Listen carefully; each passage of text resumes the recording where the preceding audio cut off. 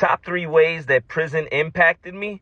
Let's get into it. My name is Chris. I did 17 years in prison, 3 years, plus in solitary confinement. And I definitely feel qualified to speak on the subject as a whole. But today I'm telling you 3 ways that prison changed me. And you definitely want to stick around to the end if you have a loved one or you've been to prison yourself. First and foremost, I came home with a severe case of PTSD. The best way I can explain it is my body walked out of the prison, but my mind did not. I was still stuck in war mode.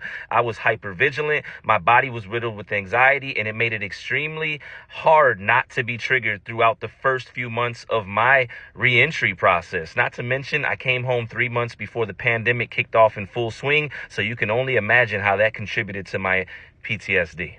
Next, let's just say I was behind the curve when it came to technology, and it caused issues and obstacles at times, to include the first day that I was home. I went to McDonald's with the family. They ordered their food from a touchscreen menu just as I was getting ready to, but they were first. And when they did, they walked off to go wash their hands, left me, and I got stuck, frozen, to the point that I got so frustrated I walked off. I didn't know how to use a self-checkout. I didn't know how to pay for gas at the pump. All the things that most people take for granted that are really quite simple, I did not have an understanding of, because I was locked up at the age of 19 in 2003, and I just lacked an extreme amount of, life experience and more. And the technological shifts that occurred while I was incarcerated were great, to say the least, including touchscreens, which I had access to briefly, but not enough that I was familiar with them in any way. So yeah, technology was another thing. Lastly, and it doesn't get discussed enough, I grew old in there.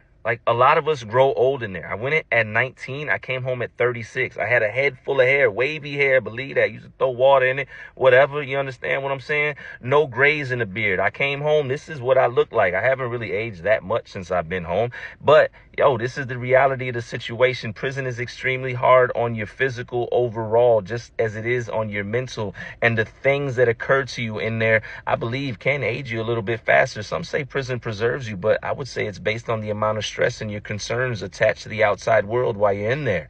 Overall, man, prison impacts us all in a multitude of different ways.